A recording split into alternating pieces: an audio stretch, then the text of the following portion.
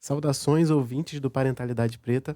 Antes de mais nada, eu queria pedir desculpa por essa minha voz um pouco, muito anasalada, mas eu tô há 17 dias resfriado e esse resfriado não faz nem sinal de que vai embora.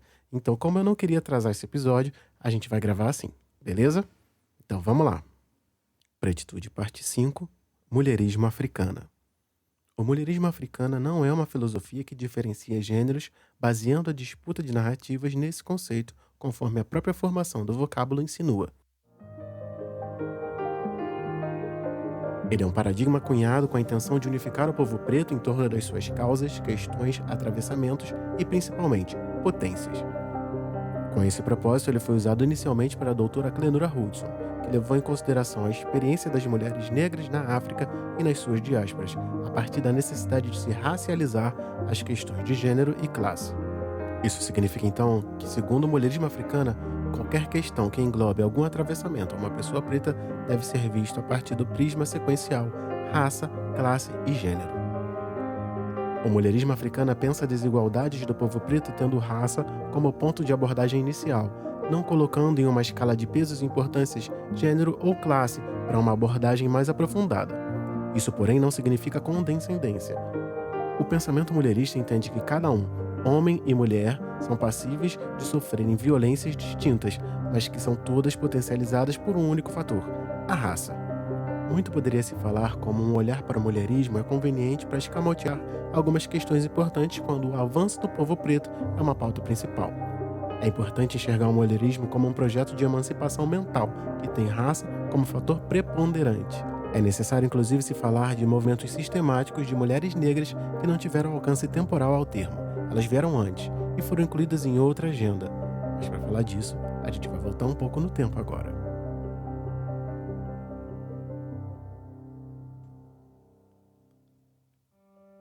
A Guerra Civil Americana, também conhecida como Guerra de Secessão, foi um embate direto entre as províncias do Sul e do Norte que ocorreu entre 1861 a 1865, e uma das suas principais motivações foi a abolição da escravização. O mundo, entre parênteses Europa, havia embarcado numa onda progressista e positivista que girava em torno da abolição da escravização. Então seria uma questão de tempo até que todas as colônias aderissem à mesma. É importante ressaltar aqui, porém, que a escravização vinha se tornando uma prática obsoleta e dispendiosa e, principalmente, atentaria contra o modelo econômico imposto pela Europa ao resto do mundo, o capitalismo de consumo. Esse fato foi intensificado porque havia nas colônias mais escravizados do que pessoas livres, e que esse fato impossibilitaria que o capital circulasse, uma vez que, se não houvesse quem comprasse, não haveria quem vendesse. Mais uma vez, o capitalismo impulsionou outras correntes filosóficas que caminharam na direção do fim da escravização. Alguns processos mais profundos aconteceriam na sociedade nos 2 séculos que antecederiam esse fim.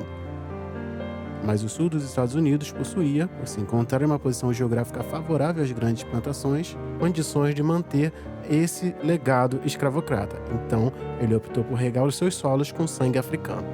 E foi assim que as províncias do sul decidiram entrar na guerra com o único objetivo de manter a escravização.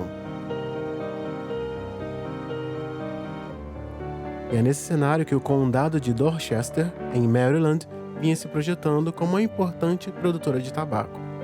Tamanha era a necessidade da mão de obra que registra-se que no século XVIII a população de Maryland era composta por 1/3 de escravizados, e no condado de Dorchester, dos 14 mil habitantes, 12 mil eram trabalhadores forçados.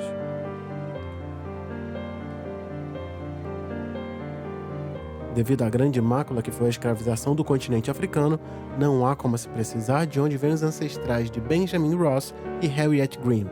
Ele era um carpinteiro livre e ela uma tecelã escravizada que trabalhava em volta da produção do tabaco. O que se sabe é que esse casal teve 3 filhos. A mais velha se chamava Amarinta Ross e foi vendida para outra família, separada do pai, da mãe e dos irmãos, com apenas 6 anos. Fato esse que mudaria de vez a sua visão de mundo e sua percepção em relação à escravização. E sobre isso, eu vou ler um trecho escrito por Daniel Neves Silva para o site História do Mundo. E ele é o seguinte: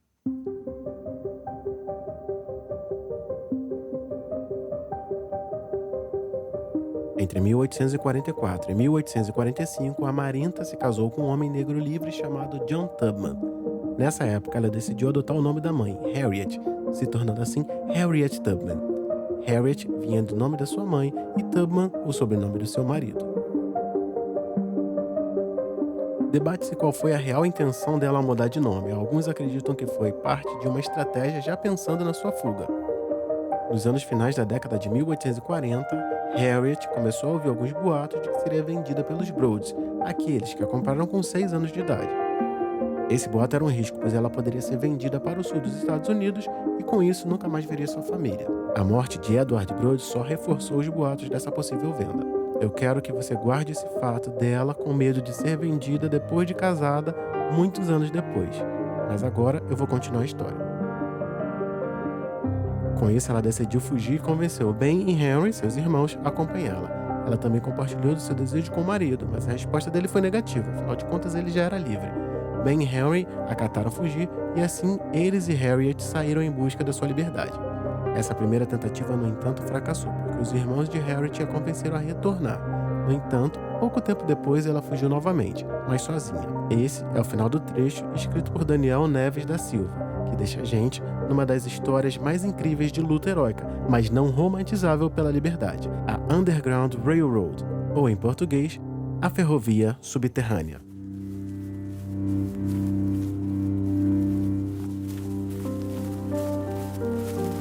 Você tá ouvindo esse barulho?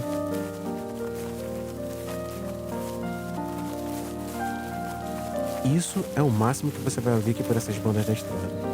Esses são passos de pessoas que estão fugindo do trabalho forçado do Sul e indo para o que muitos chamam de Terra Prometida, a América do Norte Britânica, que daqui a alguns anos vai se chamar Canadá. Na verdade, quase ninguém sabe da existência dessa estrada. Ela é tão secreta que ela sequer possui mapas. O caminho a se percorrer é passado de boca em boca pelas pessoas que passam por aqui, e ninguém mais sabe. Se você pegar o caminho certo, certamente nunca mais vai ser visto por essas bandas. É como se você tivesse entrado pelo chão. Muita gente sabe da existência, mas ninguém sabe por onde passa e por onde vai. Então você precisa de um guia. Se você vier aqui sozinho, com certeza vai se perder. As pessoas aqui só viajam à noite porque não tem patrulhas, então fica um pouco mais seguro. Elas só tem que lidar com o frio e com a escassez de recursos. E quem sabe, com sorte, você vira uma pessoa livre.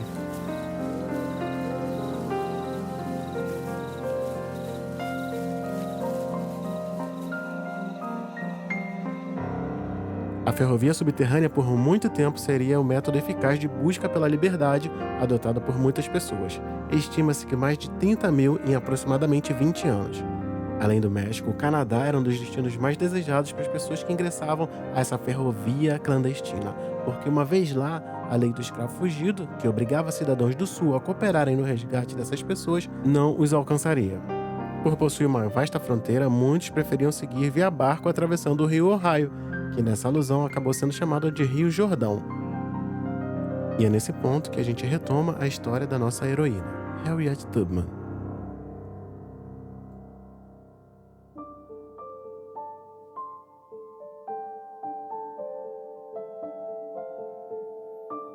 Após seu casamento com John, Harriet procurou investigar o passado da sua família e descobriu que sua mãe deveria ter sido liberta com 45 anos, de acordo com uma instrução dada por seus antigos donos, e que qualquer um que dela ou de suas filhas nascessem a partir do aniversário da sua mãe seria livre. Isso, obviamente, teria libertado Harriet há muito tempo. Lembra que eu te pedi para guardar uma informação uns minutos atrás? Pois então lá vem. Os Brothers, os donos de Amarynta, que viria a ser Harriet, omitiram dela tudo por aquele tempo todo. Eles sabiam disso.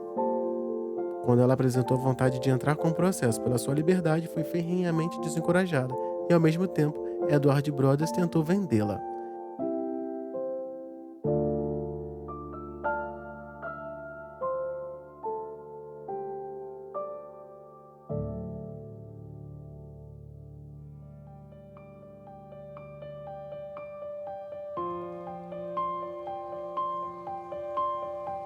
A primeira fuga de Harriet fracassou porque seus irmãos decidiram retornar, forçando ela a voltar com eles.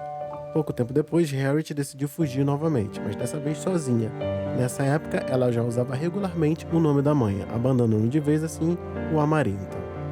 próximo trecho também é de Daniel Neves Silva, lá no Mundo Educação da UOL.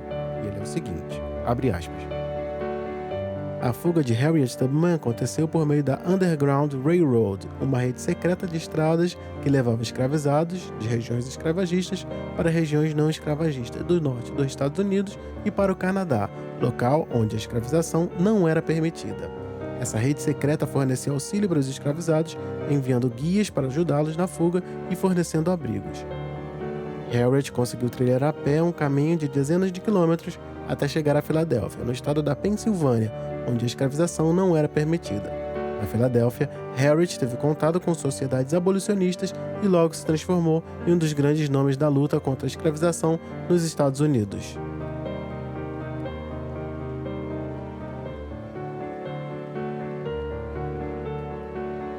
Ela passou a trabalhar como doméstica para conseguir sobreviver e, além disso, passou a alimentar planos de resgatar a família. Estava em Maryland. Em 1851, ela decidiu retornar e resgatar o seu marido e levá-lo para Filadélfia, mas chegando lá, ela o encontrou casado com outra mulher. No retorno dessa viagem, ela guiou 11 escravizados que queriam fugir em busca de liberdade. Essa foi a primeira experiência de Harriet como guia de escravizados que fugiram na Underground Railroad.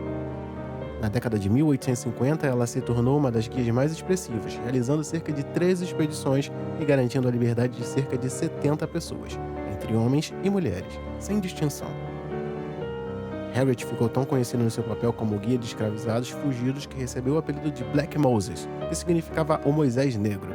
É uma referência a Moisés, hebreu que garantiu a liberdade do seu povo, guiando-o para fora do Egito, uma narrativa bíblica. De toda forma, a atuação de Harriet como guia na ferrovia clandestina foi expressiva. Ela optava por fazer suas viagens à noite, quando a visibilidade era baixa, o que dificultava que ela e os escravizados que ela guiavam fossem avistados. Fala-se que ela carregava soníferos para dar para as crianças que começassem a chorar, pois o choro poderia denunciá-los.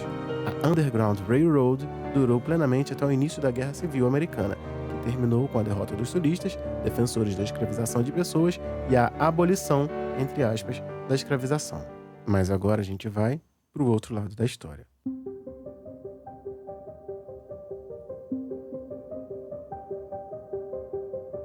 Ao término da Guerra Civil Americana, a então retificada 15ª Emenda daria direito de voto aos homens africanos, já que eles eram livres e pagavam impostos. Esse direito, no entanto, não foi estendido às mulheres, o que gerou uma certa instabilidade no movimento sufragista. Dentro desse, observava-se um posicionamento que contradizia a igualdade e foi sustentado por Carrie Chapman Catt. Mas para falar disso, eu vou ler um trecho do texto Mulherismo Africana, uma visão geral, da doutora Clenora Hudson. E ele é o seguinte, abre aspas. A Associação Americana Nacional para o Sufrágio das Mulheres, NAWSA, em inglês, foi fundada em 1890 por mulheres brancas do Norte, mas as mulheres do Sul também foram vigorosamente cortejadas por esse grupo. Sintetizando o crescente chauvismo, e aqui eu vou abrir um parênteses para falar sobre o chauvismo, que é um apego excessivo às coisas nacionalistas e um repúdio excessivo às coisas de fora, assim como existia no berço do norte da teoria dos dois berços do Dr. Sheikh Anta Diop. Se você não está acostumado com ela, volta no Parenta 13, que está lá na introdução, a gente falou bastante sobre isso. Mas, fecho meus parênteses e voltemos à doutora Clenora Hudson. Sintetizando um crescente chauvismo racial, no final do século XIX, a organização, que reunia a Associação Nacional para o Sufrágio da Mulher e a Associação Americana de Sufrágio da Mulher, afastou-se da posição de sufrágio original de Susan B. Anthony. Elas alegaram que o voto para as mulheres poderia ser utilizado principalmente por mulheres brancas de classe média que poderiam ajudar seus maridos a preservar as virtudes da República da ameaça dos biologicamente inferiores e não qualificados, homens africanos, que com seu poder de voto poderiam ganhar uma posição política no sistema americano. Por exemplo, a firme líder conservadora sufragista Carrie Chapman Catt e outras mulheres do seu campo insistiram em fortes valores anglo-saxãos na supremacia branca. Elas queriam, com os homens brancos, garantir o voto dos brancos puros, excluindo não apenas os africanos, mas também os imigrantes brancos.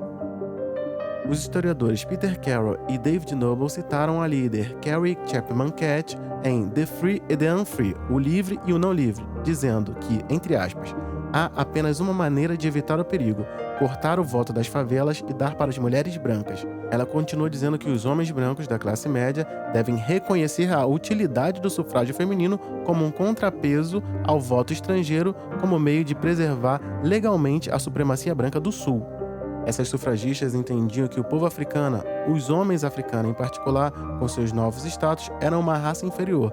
Não lhes deveria ser permitido o direito de votar antes dela, o que não aconteceu até a 19ª emenda em 1920. Assim, embora seja compreensível como as mulheres brancas se sentiram em relação à sua exclusão da agenda do direito dos votos, a sua hostilidade e sentimentos raciais em relação aos homens africanos não podem ser negligenciados.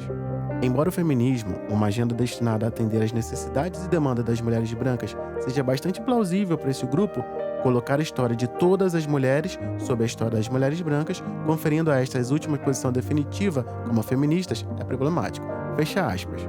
É por isso que, seguindo esse paradigma, a gente não pode dizer que Harriet Tubman foi feminista. Ela foi atravessada pelo racismo.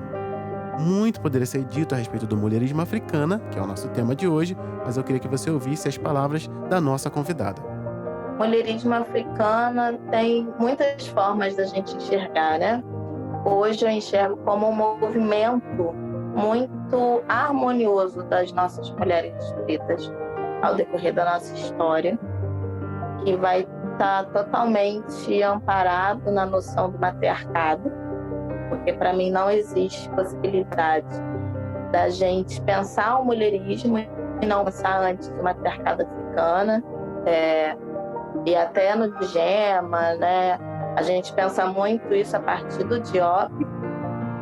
E o mulherismo africano, ele é basicamente isso, a gente compreender que no matriarcado africano, as nossas ancestrais mulheres não eram o que as ancestrais das pessoas brancas vivenciavam nesse patriarcado. Elas não eram aqueles seres que podiam ser carregadas pelos cabelos por seus companheiros. Elas representavam uma centralidade na sociedade. E é a partir disso que vem o mulherismo africano, que a gente vai entender que, por exemplo, mulheres históricas, e agora eu vou até falar mais de um contexto Brasil, como, por exemplo, Dandara, Luísa Maim, elas não lutavam, não viviam porque elas eram simplesmente mulheres. Elas não estavam lutando por uma questão de gênero, mas por uma questão de povo. Então, o mulherismo africano, ele é um movimento onde a gente tem diversas mulheres pretas, e mulheres, isso num contexto onde a gente pode ter mulheres trans, mulheres cis, mulheres intersexo, enfim, que vão ter desdobramentos diferentes, mas que ainda assim vão estar vivendo, lutando por um objetivo em comum, que é uma ascensão do povo preto como um todo. E a gente pode olhar, por exemplo, para as mulheres professoras, a minha vivência enquanto uma pessoa que cresceu na Baixada Fluminense. Quais eram aquelas mulheres que alfabetizavam as crianças? A maior parte de mulheres pretas. Quem são as mulheres que têm os cuidados com a família? Aquelas mulheres que, quando fazem um bolo na sua casa, repartem entre o pessoal do quintal, entre o pessoal da vila, da comunidade, enfim. O mulherismo africano é um dualismo harmonioso entre os sexos e os gêneros, fazendo com que a mulher preta ela seja agente da sua própria história e não uma mera vítima da sociedade, e não ignorando as nossas violências, mas pensar que a nossa existência ela é muito para além da desigualdade que aflige a população preta. Eu acho que é muito importante pensar o mulherismo não como algo somente filosófico, porque a gente também acaba restringindo essa discussão e essa vivência de boa parte da população preta, né? A população que não está na universidade. Eu acho que a gente tem que aprender também com alguns erros que os nossos e que os outros cometem, para que na nossa vez a gente não faça isso. Então, o mulherismo ele tem que se basear no que, por exemplo, as nossas avós faziam, não no que a gente faz, a gente no sentido daquelas pessoas que acessam, por exemplo, a esse ensino dito superior, a uma pós-graduação. Então, o mulherismo africano é quando a gente olha para a vivência das nossas avós, das nossas mães, daquela tia lá, a merendeira do colégio, ver como que essa mulher age. Isso é o mulherismo africano. Muito bem, crianças. Onde há muita algazarra, alguma coisa está fora da ordem. Eu acho que com essa mistura de negros do sul e mulheres do norte, todo mundo falando sobre direitos, um homem branco vai entrar na linha rapidinho. Aqueles homens ali dizem que as mulheres precisam de ajuda para subir em carruagens e devem ser carregadas para atravessar valas, e que merecem um melhor lugar onde elas estejam. Ninguém jamais me ajudou a subir em carruagens ou a saltar sobre poças de lama, e nunca me ofereceram o melhor lugar. E eu não sou uma mulher? Olhem para mim, olhem para os meus braços. Eu arei, plantei e juntei a colheita nos celeiros, e homem nenhum poderia estar à minha frente. E eu não sou uma mulher? Eu poderia trabalhar tanto e comer tanto como qualquer homem, desde que eu tivesse oportunidade para isso, e suportar o açoite também. E eu não sou uma mulher? Eu parei 3 filhos e vi a maioria deles ser vendida para a escravidão. E quando eu clamei com a minha dor de mãe, ninguém, a não ser Jesus, me ouviu. E eu não sou uma mulher? Daí eles falam dessa coisa na cabeça, como é que eles chamam? Intelecto. É isso. O que é que isso tem a ver com os direitos das mulheres e dos negros? Se o meu copo não tem mais que 1/4 e o seu tá cheio, por que você me impediria de completar a minha bebida? Aquele homenzinho ali de preto disse que a mulher não pode ter os mesmos direitos que o homem porque Cristo não era uma mulher. De onde veio seu Cristo? De onde o seu Cristo veio? De Deus ou de uma mulher? O homem não teve nada a ver com isso. Se a primeira mulher que Deus fez foi forte bastante para virar o mundo de cabeça para baixo por sua própria conta, todas essas mulheres juntas aqui deveriam ser capazes de consertá-lo, colocando do jeito certo novamente. E agora elas estão exigindo fazer isso. É melhor que os homens a deixem fazer o que elas querem. Agradecida a vocês por me escutarem. Agora a velha Sojourner não tem mais nada o que dizer. Esse foi o discurso de Sojourner Truth em 29 de maio de 1851, na Convenção pelos Direitos das Mulheres de Akron, Ohio, nos Estados Unidos. Sojourner falou para uma plateia de pessoas brancas pedindo direitos. E ela não fez distinção. O tema de hoje oferece um contraponto afrocentrado a uma filosofia que necessita de diversas adaptações para que se encaixe em todas as subjetividades que cercam uma pessoa preta. Estamos falando de um paradigma criado por uma mulher preta para famílias pretas em busca do bem comum.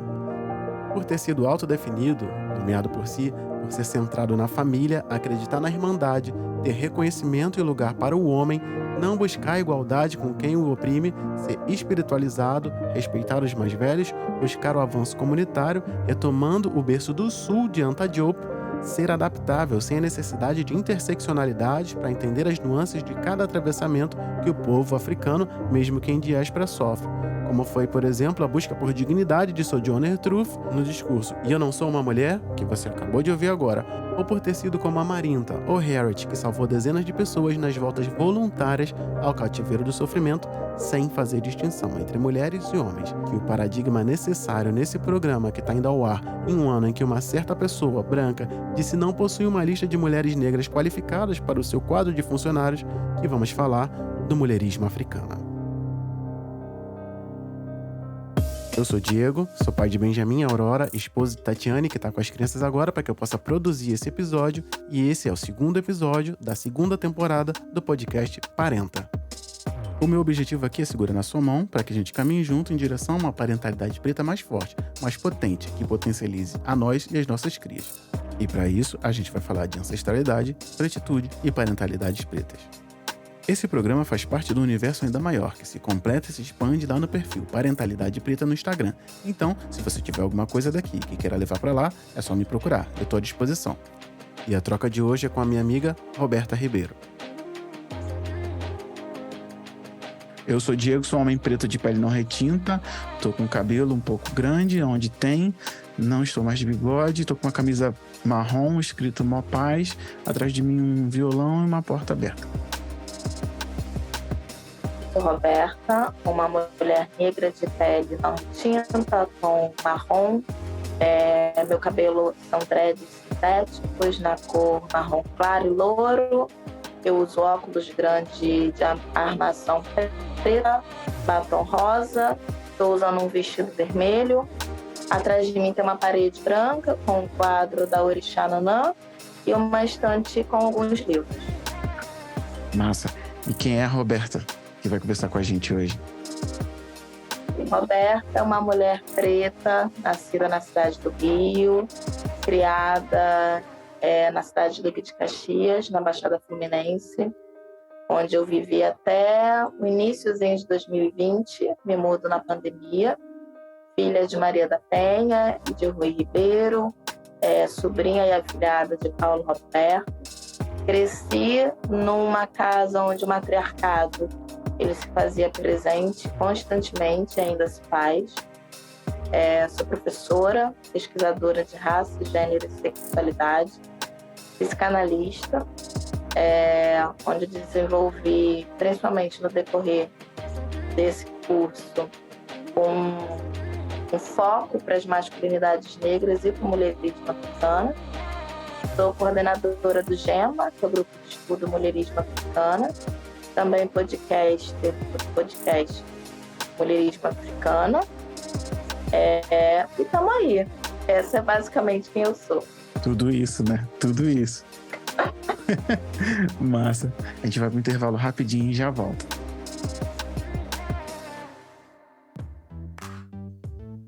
Parenta 14, estamos produzindo, estamos na segunda temporada de verdade. Eu tô resfriado, como você viu até agora, e nós estamos aqui. Eu queria dizer inicialmente que o podcast Parenta, ele é trazido para você, ele é oferecido pelo pessoal que tá lá no cantinho do café. São pessoas que ajudam a manter esse podcast independente, sem custos e sem intervalos. De lá para cá, desde o último episódio, 3 pessoas começaram a ajudar a gente ainda mais nesse projeto. E elas são... Eu vou falar o nome mais simples primeiro, que é a Bruna Torres Ferreira. Tem a Beatriz Luchetti, que eu não sei se eu falei certo, e a Mayra Wenstock, que eu também não sei se falei certo. Mas eu queria agradecer elas aqui, junto de todo mundo, para vocês saberem que esse cantinho do café tá crescendo. Esse pessoal vai para um lugar especial, para pessoas especiais, e lá elas têm acesso aos episódios mais longos, com mais perguntas. Você que escutou o último e sabe que algumas perguntas só são respondidas lá na versão estendida. Então esse pessoal ganhou o direito de acessar esse conteúdo que está sendo produzido com carinho para eles que apoiam financeiramente o Parentalidade Preta. Desculpa, já vou pedir desculpas antes, mas eu não tenho como fazer outra analogia. Essas pessoas especiais ajudam a Parentalidade Preta a chegar mais longe, com mais qualidade e com mais tempo para a gente poder pensar e trabalhar nos programas. Usando outro paradigma da internet, eu vou dizer que quem me conhece sabe que há algum tempo eu sonho em poder assinar um site de trilhas, é o Epidemic Sound. Lá eu encontro trilhas sonoras com mais profundidade, mais qualidade, com direitos creditados a quem as produziu, fazendo com que toda essa roda gire. Se eu conseguir pagar o site, o cara que compôs a trilha que vai na introdução aqui recebe um caraminguá por fora. Para continuar sonhando com um site de trilhas, para manter o site do Parentalidade Preta no ar, para eu continuar pagando o Zoom e os softwares de edição, eu cadastrei uma campanha de financiamento coletivo lá no Apoia-se, no apoia.se/parenta. E é sobre ela que eu vou falar brevemente aqui.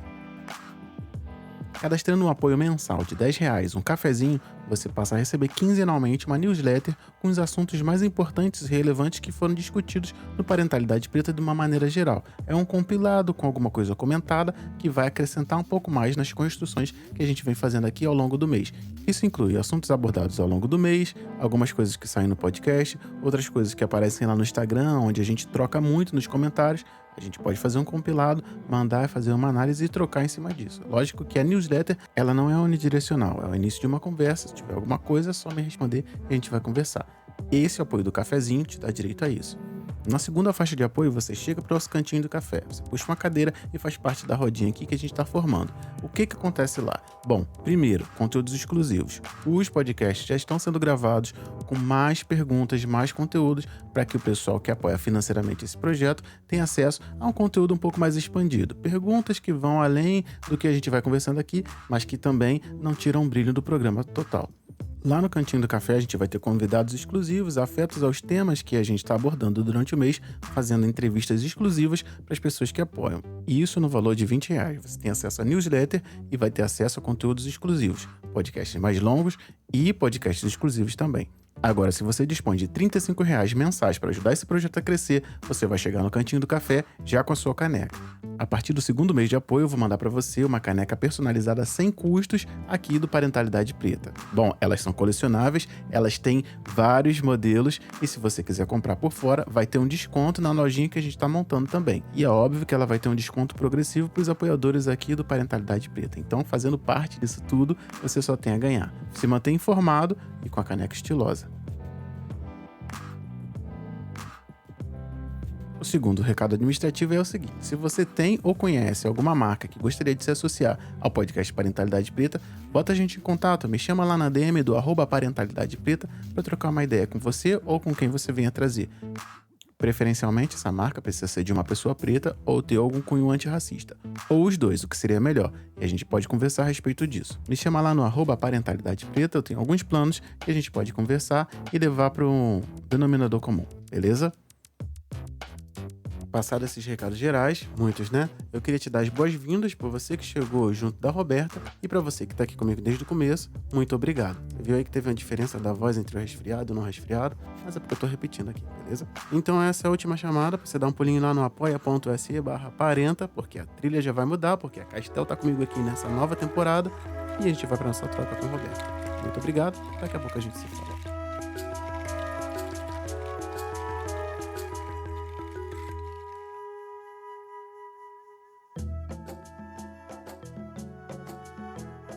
Queria saber de você, na sua opinião, por que o mulherismo africano ele deve ser uma opção no pensamento para a criação? Por que a gente pode transportar ele para falar de criação? Acho que você já falou um pouco disso.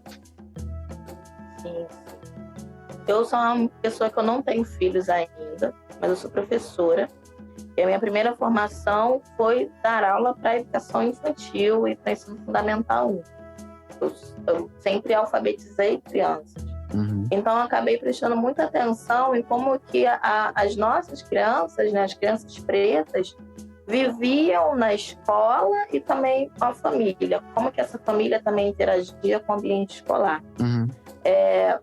E assim, uma coisa que a gente percebe muito é a importância que o mulherismo ele pode ter para que a criação de crianças possa se dar no aspecto coletivo, não somente no aspecto individual, pensando somente a família como algo dentro da propriedade privada da mãe, do pai, ou das mães ou dos pais. Pensar que qual papel tem, por exemplo, as professoras dessa criança, os tios dessa criança, os avós, pensar a comunidade em torno dessa criança. Principalmente no sentido de que, e isso resgatando o matriarcado também, de que homens e mulheres vão ter papéis diferentes e principalmente energias diferentes. Uhum. E a gente precisa encontrar um dualismo para que essa criança ela possa se desenvolver da melhor maneira possível.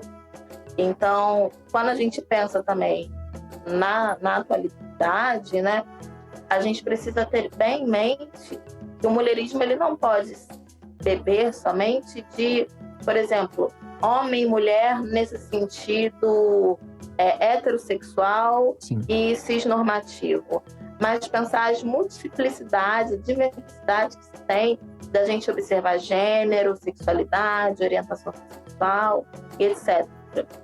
E pensar que isso numa concepção de algumas autoras, como a Maria Baane, a Ana Dove, que mulheres, historicamente, têm um papel de gestar cultura. Gestar cultura na percepção de que, principalmente, são mulheres que estão na educação infantil, no ensino fundamental 1, na creche, na pré-escola. Sim. Então, o que a gente repassa para essas crianças? É muito bom repassar que, por exemplo, a menina preta não é aquela que vai mais sofrer com o racismo. Ela não vai ser aquela que vai mais ser hipersexualizada. Porque atualmente parece que tem uma disputa, né? De quem sofre mais, se é o homem ou se é a mulher. E atualmente, até mesmo dentro das escolas, a gente tem muitas ações voltadas para uma possível reparação de como que o racismo e o machismo agem sobre meninas negras. Mas a gente sequer se questiona como que os meninos pretos são tocados por essas violências. Porque se tem o entendimento que o machismo, a misoginia, ela não atinge os meninos pretos. E isso parte, né, de todo um histórico de desumanização dessas pessoas. Então, pensar uma criação a partir da filosofia do mulherismo africana é entender que esse menino preto, ele também vai sofrer com as violências que uma menina sofre de maneiras distintas, mas ainda assim sofre. E buscar reparar isso quanto antes, não enxergando as meninas como as vítimas da sociedade, mas enxergar também as potências dessa menina. Porque a forma como a gente cria as nossas crianças é inspirada numa base educacional ocidental, eurocentrada, que de nada tem a ver com as nossas culturas africanas. Então, o mulherismo africano também é uma epistemologia que faz com que a gente volte atrás, fazendo aquele movimento do Sankofa, resgate como que os nossos ancestrais vivenciavam a maternagem, a paternidade, para fazer com que a gente possa, de alguma maneira, colocar isso em prática. Vai ser de uma maneira diferente? Com certeza. Mas esses saberes, esses valores, eles podem permanecer e podem ser ampliados, mas sempre humanizando as nossas crianças, não desumanizando, corroborando com essa lógica ocidental. Não, real. E eu gostei de uma palavra que você usou, que é o também, né? Não é um em função do outro. A gente não valoriza um atravessamento em função do outro. É também, levando em consideração, sem universalizar, mas falando assim, você vai passar por isso aqui também. E você, falando, principalmente dividindo por gênero essa questão, já na terceira casa desse entendimento, você vai passar esses atravessamentos e você vai passar esses atravessamentos. Vocês também vão ser atravessados, talvez pela mesma coisa, mas de maneiras diferentes. Isso não significa que alguém tem que estar à frente na atenção, na prevenção, na conscientização. E eu acho muito, muito bacana, e às vezes a gente fala, principalmente quando a gente fala de mulherismo, parece que é tudo muito óbvio, né? Assim, cara, por que que não é, sabe? Mas a gente vai falar, a gente vem comentando da origem do porquê não ser, né? Por que tem que ter um gênero passando à frente? Por que a luta não é a partir do gênero, né? Por que ela leva a raça no cerne inicial e que permeia todos os outros aspectos, não é sequencial, é a raça se debruçando em cima de tudo. Acho muito bacana. Eu vou frisar aqui também, esse também eu acho muito legal, a gente sempre tem em mente, porque não passa ninguém à frente, né? E aí não tem disputa, a gente está sendo atravessado juntos. Muito bacana, achei muito legal que você falou isso. Bom, e aí, como a gente estava falando exatamente desse ponto, eu acho que isso já deixa para a nossa próxima pergunta, que é se é correto afirmar que o mulherismo africano prega a igualdade total entre gêneros, basicamente. Eu acho assim, por exemplo, quem cunha o termo do mulherismo africano é uma professora estadunidense chamada Clenora Hudson, na década de 80. A década de 80 é um período muito crucial para os estudos de gênero, principalmente nos Estados Unidos e Europa. A gente tem alguns nomes como Angela Davis e Bell Hooks ganhando muita força, falando do feminismo. E tem a Clenora aí cunhando um termo, né, que para ela vai ser um termo que dá nome a um paradigma.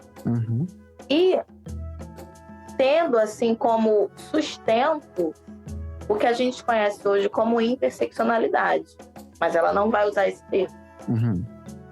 Para a Clenora seria muito importante, em sequência, raça, classe, gênero. Mas eu compreendo hoje que ela também estava entendendo o gênero como importante, porque naquela época, naquele contexto histórico, o gênero era muito importante.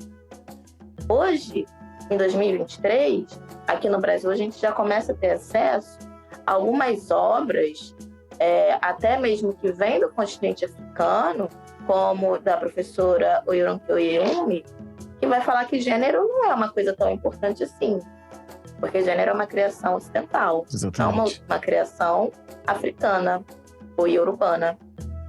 E aí, a Oyonke, ela vai falar muito do oxunismo, né, que é uma outra perspectiva da gente enxergar tudo isso, mas que eu gosto muito de relacionar os dois, porque eu acho que a gente está no momento que a gente precisa se atentar ao que nos é útil, o que nos é válido. E às vezes até beber um pouco do feminismo também, que acho que a gente também não pode cair em uma de desumanizar as mulheres feministas, ignorando as contribuições das mesmas. E eu fiz essa volta toda para dizer que o mulherismo ele vai ser muito diferente a partir da perspectiva da pessoa que está pensando ele. Na minha perspectiva, enquanto uma mulher mulherista, ele não vai pregar a igualdade total entre os gêneros, mas ele vai pregar principalmente a nossa compreensão das diferenças que o gênero, a raça e a classe vão conceder para os indivíduos de diferentes maneiras. Isso quer dizer o quê?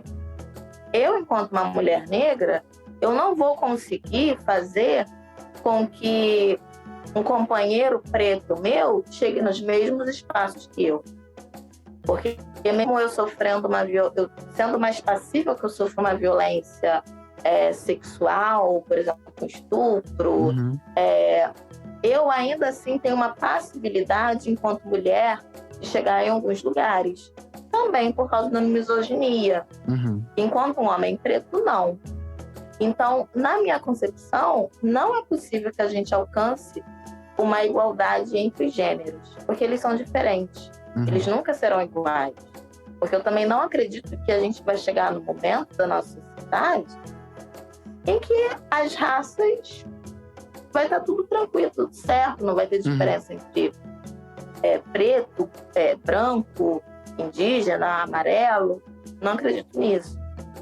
Mas o mulherismo ele pensa principalmente no seguinte: é importante, é necessário que os homens pretos sejam humanizados, porque vocês não são humanizados. Vocês são vistos, né? Tem gente que ainda fala aquelas coisas assim, homem, macho, e é tudo num sentido muito animalizante, né, da pessoa. A gente nunca é visto como pessoa, a gente é visto como qualquer outra coisa, menos como ser humano. Então, é importante pensar que os gêneros fazem uma diferença para o nosso ser, mas que além dessa diferença, a gente precisa dialogar sobre essas diferenças para chegar em lugares comuns, para que a gente consiga conversar, pelo menos. Porque parece que ultimamente a gente não está conseguindo conversar tão bem. Tenho visto muito isso. Eu gosto de pensar, né, que gênero, ele é o gênero em si, dentro dessa lógica, vamos dizer, binária ocidental, que criou gêneros, ele é a porta de entrada para esse entendimento. Você entra a partir do gênero para falar de gênero, não para falar de mulherismo. Pode parecer meio paradoxal. A gente passou por raça e classe, chegou em gênero. Pronto. Admitimos que existe gênero, senão ele não existiria nessa concepção. Mas é a partir do gênero, o que a gente vai falar? E eu achei muito legal quando você remonta isso, dizendo, né, que gênero é uma criação ocidental. Não se pensava gênero, eram pessoas, homem e mulher, e a gente bota gênero para fazer justamente essa separação, né? E outro ponto que eu acho muito bacana que você trouxe que eu gostaria até de colocar um complemento, né, ao homem. E eu também, a essa altura do campeonato, nem preciso falar que a gente não tá passando ninguém na frente de ninguém. Mas você vê homem preto e mulher preta. O homem, só homem, ele é universal. Aí você não precisa fazer distinções. Para você falar a parte de raça, você tem que botar o homem preto. Então, calma aí, não é homem? Não é universal? Que humanidade é essa? Precisa ter um preto no final para que ela seja considerada, sabe? Então eu acho muito fortuito a gente estar falando de mulherismo para entender não a interseccionalidade, para entender o mulherismo, né? Sim. Falando assim, cara, entenda, nós precisamos de um marcador que vai dar cor para falar da gente. Então esse negócio todo, essa conversa, ela já começou errada, porque os homens brancos não usam homens brancos, por exemplo. Sim. Mulheres brancas não usam mulheres brancas.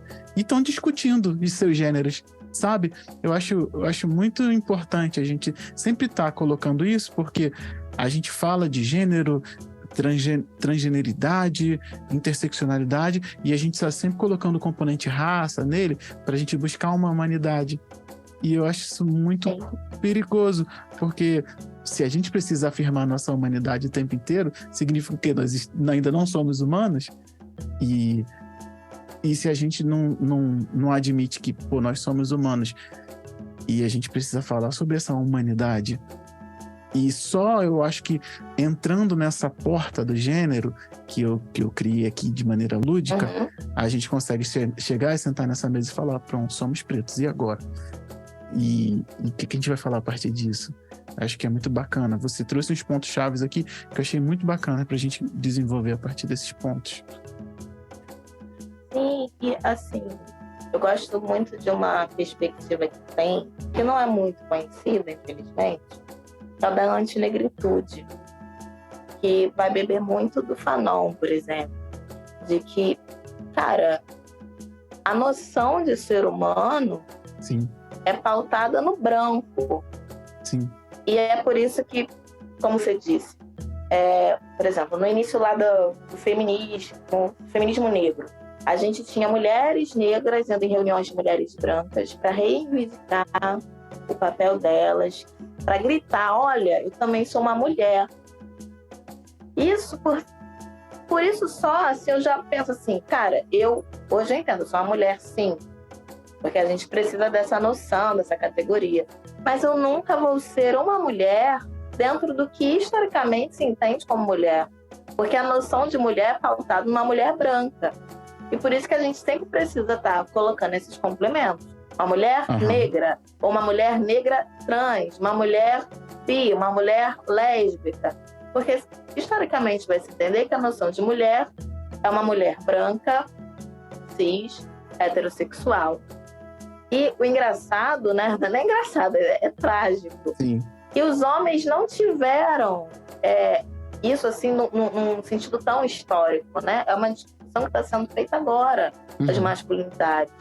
Vocês não chegaram em nenhum local para gritar, olha, nós também somos homens. Sim, real. Isso é muito ruim.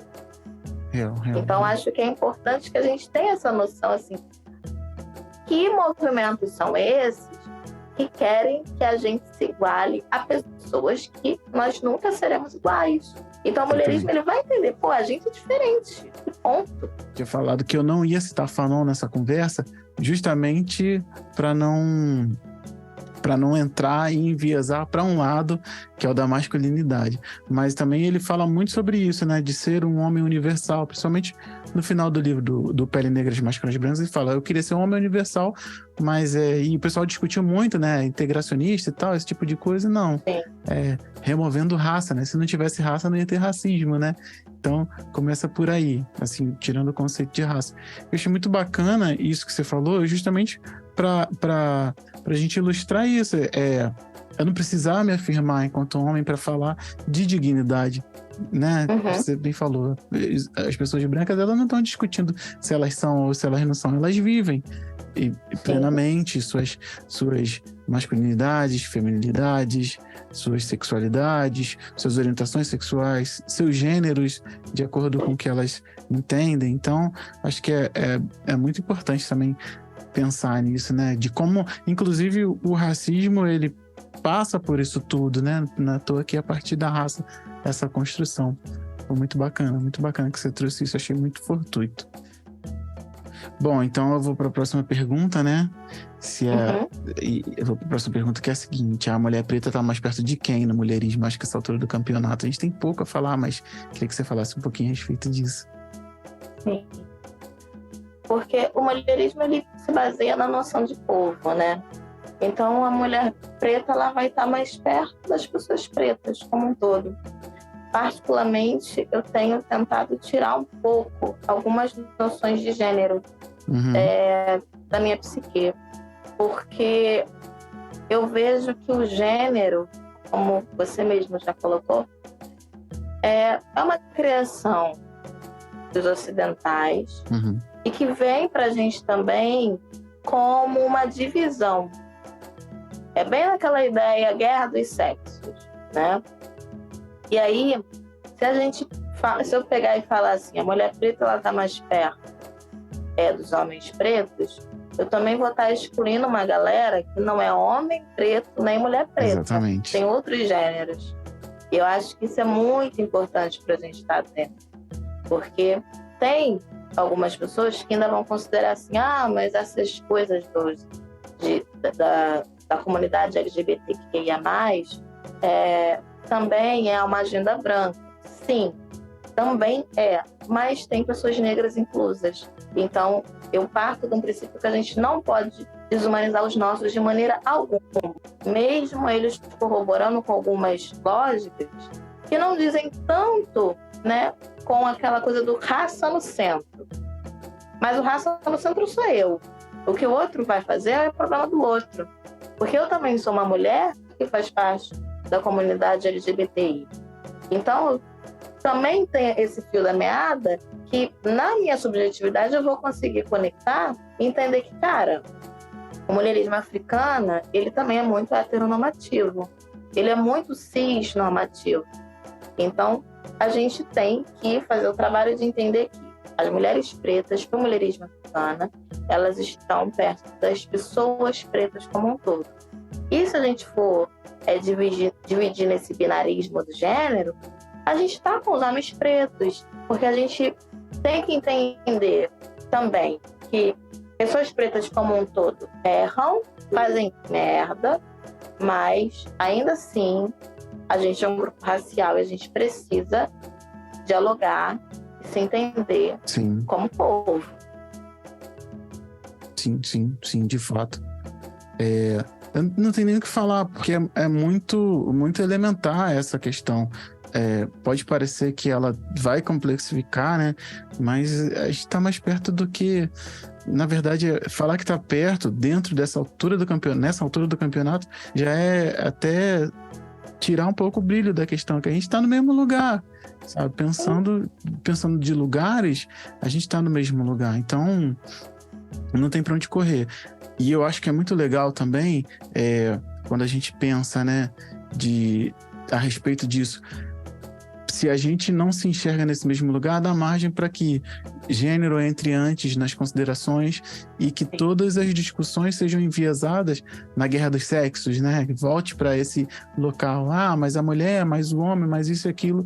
E a gente não consiga evoluir com as discussões, a gente não consiga levantar discussões que vão melhorar os atravessamentos que a gente passa enquanto povo. E acho que é isso que é o mais importante, porque a gente fica ali brigando entre si. Eu costumo às vezes até dizer, né, não precisou vir nenhuma pessoa branca aqui para implantar discórdia, porque a gente está brigando entre si, falando de homem, mulher, e a questão do atravessamento continua, e a gente não progride, né?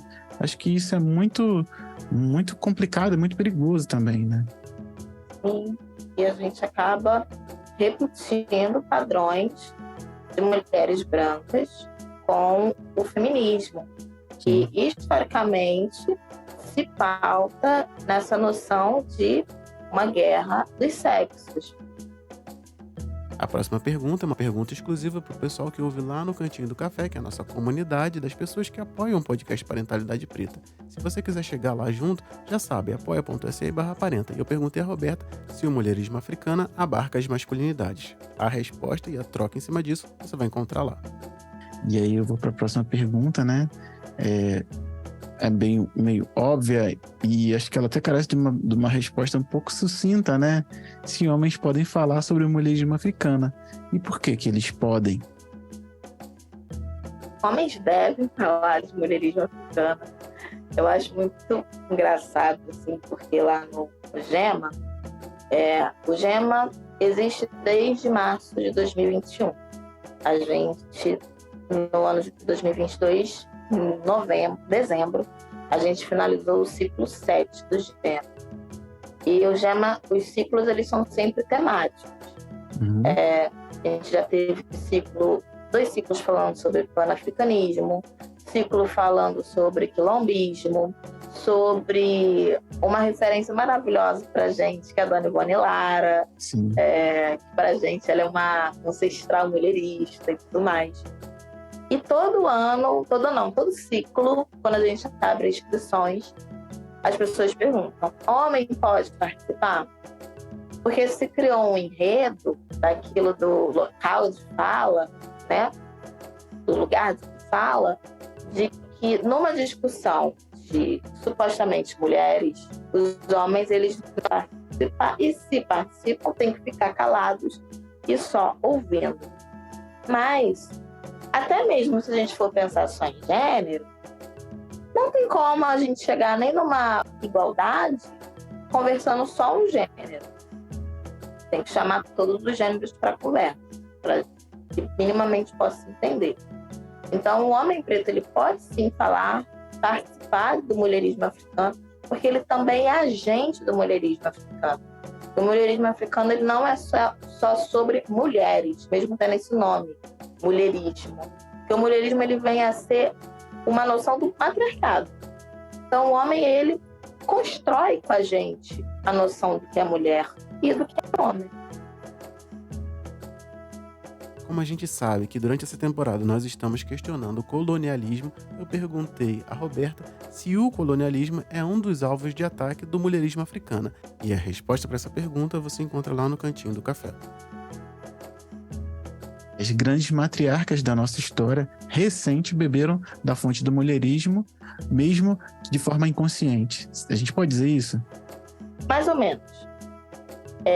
Eu faço uma crítica ao feminismo no sentido de que o feminismo ele taxa algumas mulheres como feministas. Eu estudo a história do feminismo, as ondas e tudo mais, porque eu acho importante a gente saber muito bem o que a gente critica também. Eu acredito e concordo com isso 100%. Porque, e assim, o feminismo, ele coloca, por exemplo, ele se divide em ondas e ele coloca que uma das pré-feministas, foi antes da primeira onda, foi a Esperança Garcia, uma mulher negra que foi escravizada no Brasil e é considerada a primeira advogada mulher no Brasil. Coloca também como feminista a Sojourner, a Dandara dos Palmares e tantas outras mulheres pretas que sequer conheceram o movimento feminista. A Sojourner ainda... Sim.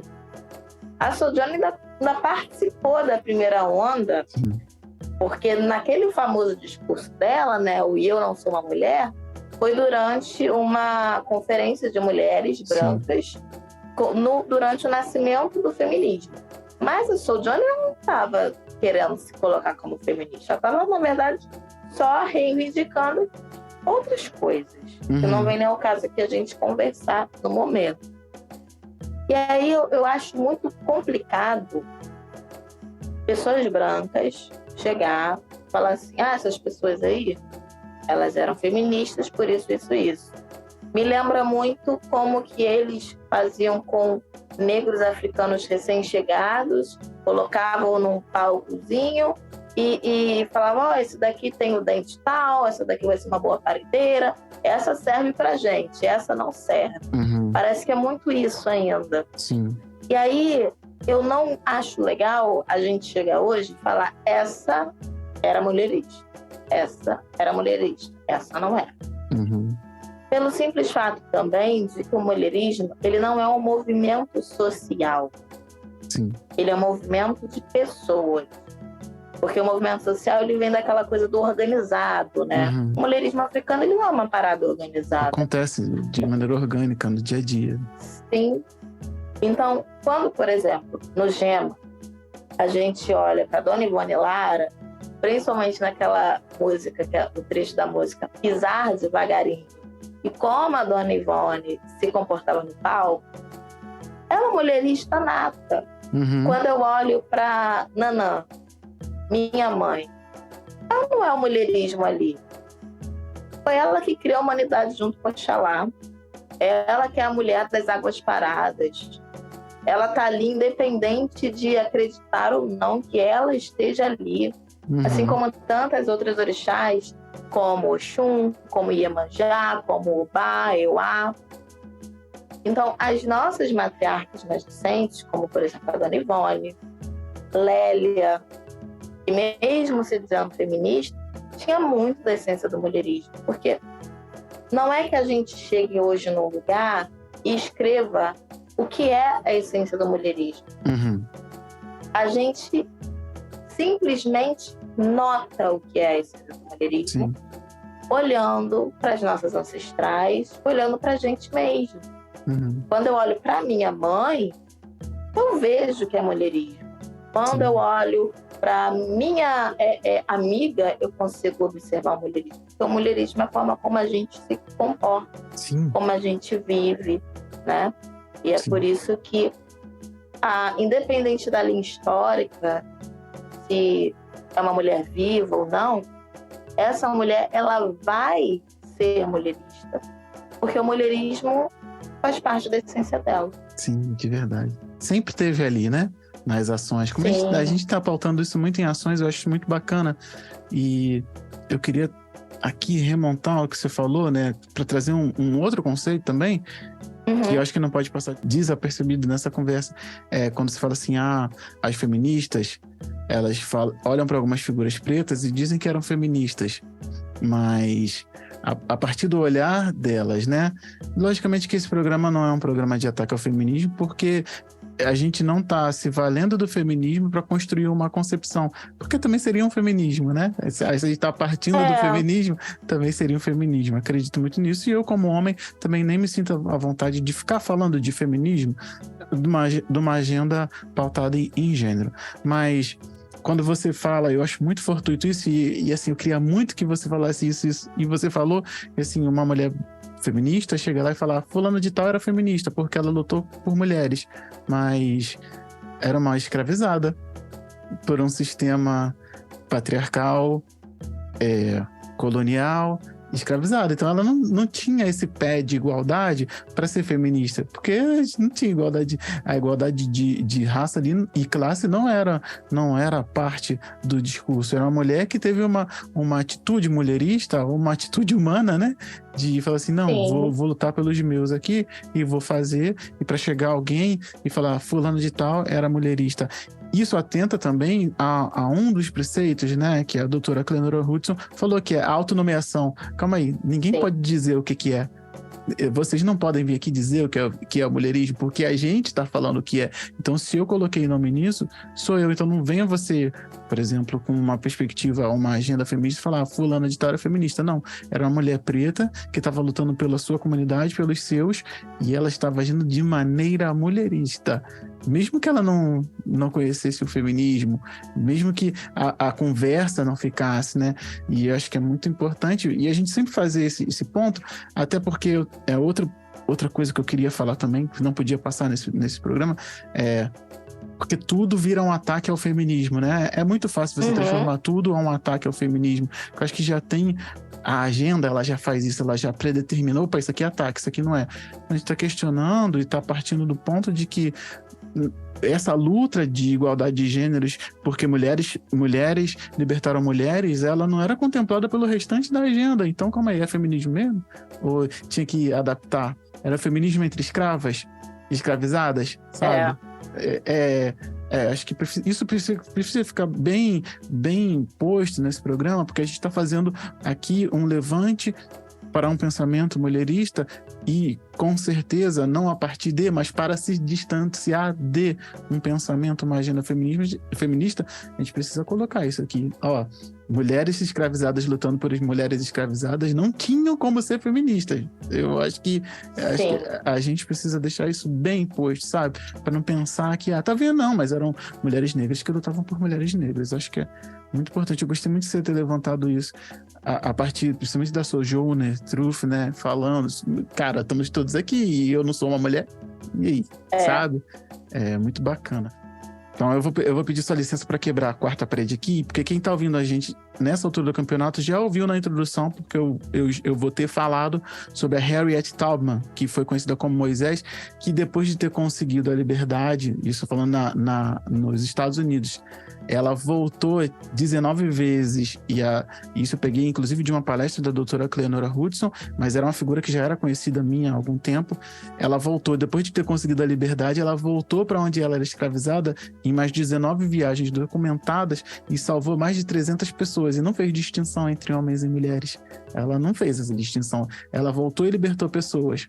E por que eu digo isso? Porque é mais um exemplo, falando principalmente do mulherismo, a partir de um ponto de vista de quem aglutinou o conceito, quem criou o paradigma, que era uma mulher voltando para salvar pessoas, homens, crianças, mulheres.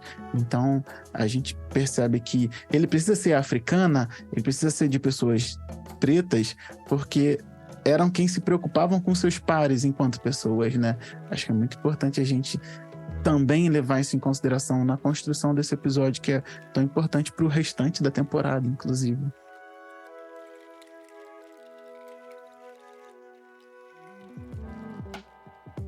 O 4014 ainda não acabou, estamos chegando na última parte, mas ele ainda não acabou. Bom, só queria te convidar para dar um pulo lá no apoia.se/40, e aí você consegue fazer parte do Cantinho do Café e ter acesso a essas perguntas cujas respostas você não ouviu aqui. Com certeza elas vão te impactar. Bom, então é isso. Vou te agradecendo por hora. A gente tem um restinho do episódio e daqui a pouco a gente volta e troca mais uma ideia. Valeu?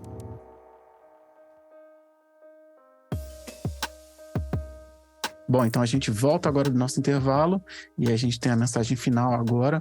Para quem está ouvindo a gente, eu queria saber de você, Roberta, qual o conselho que você dá para pais e mães que estão criando crianças pretas? Primeiramente, tentem se amar, né? Porque não há possibilidade, a partir do que eu entendo, né, da gente construir pontes se a gente ainda não estabeleceu um alicerce bem firme com a gente mesmo. Uhum. Isso tem a ver com a nossa saúde física, com a nossa saúde alimentar, com a nossa saúde espiritual, com a nossa saúde mental. A partir desse amor próprio, esse amor ele também precisa ser amor coletivo. E aí que está a parada do mulherismo. Porque se a gente ama o nosso povo, se a gente enxerga a beleza do nosso povo, se a gente minimamente entende a história e os atravessamentos do nosso povo, a gente para também com essa coisa de rivalizar o tempo inteiro com os nossos. Uhum. Seja entre gênero, seja entre classe, seja porque tem opiniões distintas.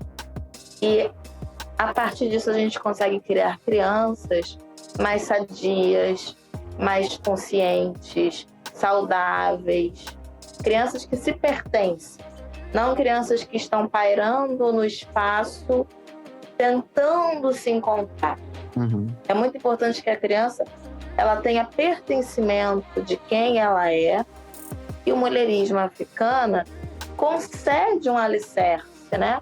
A essa mãe, a esse pai, a essa família, de que, olha, a gente tem as nossas diferenças, mas a gente tem um objetivo e a gente tem que ir atrás desse objetivo, que é criar pessoas pretas de uma maneira mais saudável. Conversando um pouco mais a miúde com o Roberto, eu perguntei que conselho ela daria a crianças pretas. Essa resposta está lá no cantinho do café. Bom, eu queria que você falasse um pouquinho a respeito dos trabalhos que você desenvolve, né, para além dessa troca. E se quiser, e também se você quiser deixar uma mensagem final para quem está ouvindo a gente. Beleza. A gente está indo com o Instagram, que é o Mulherismo Sacufa. Temos o podcast também, que a gente vai... estamos gravando a segunda temporada, né? São episódios curtos, em que a gente traz algumas reflexões. Esse ano tem o centenário do homem, do Sheik Anta Diop. A gente está meio focado um pouco nisso também. Então, para quem quiser conhecer um pouco mais do trabalho, o podcast, o Instagram, são algumas opções. O Instagram não é tão ativo, não consigo ser muito ativa, mas a gente está preparando um curso, né? Quando eu digo a gente é eu. É igual a gente aqui do Parentalidade Preta. É eu, Benjamin, Aurora e minha esposa. Mas enfim. Sim, bem nessa ideia. Para esse primeiro trimestre do ano, a gente vai ter um curso sobre mulherismo africano, porque foi até o momento no GEMA e as minhas pesquisas individuais também.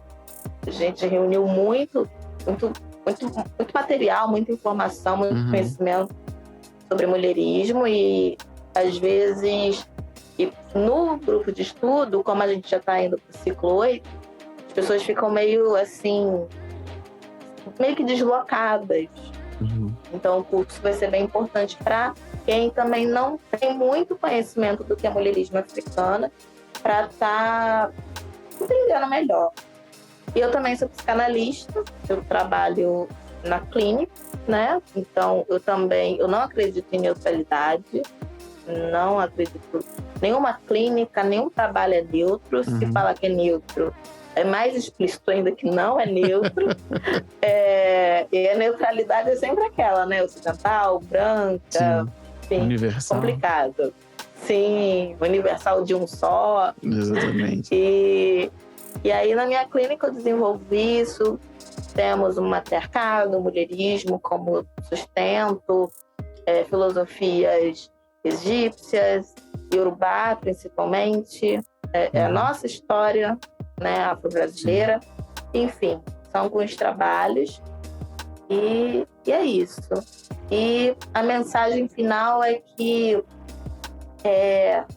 principalmente o público assim, mais ligado na internet, né, nas redes sociais e tudo mais, que respire um pouco. A gente é muito bombardeado de informações constantes, que geralmente julgam muitas nossas pessoas, né? Recentemente teve o caso do rapaz aí, mais um homem preto e mais uma família preta estando no furacão por causa da paternidade, mais, enfim. E se respeite, que busque se respeitar cada dia, e busquem estar com pessoas que lhe façam bem, e busque aquilo se aquilombar de uma maneira saudável. Não estar só com pessoas pretas porque são pretas, mas porque as ama, porque tem afeto, que acredita naquilo. Acredito que, independente de epistemologia, de perspectiva, de ser feminista, mulherista, enfim, que tenha amor aos nossos e amor a si mesmo. Obrigado. Roberta, obrigado mesmo, de verdade. A gente vai encerrando por aqui. Agora a gente já tá em off. Eu queria muito te agradecer por fazer esse podcast acontecer.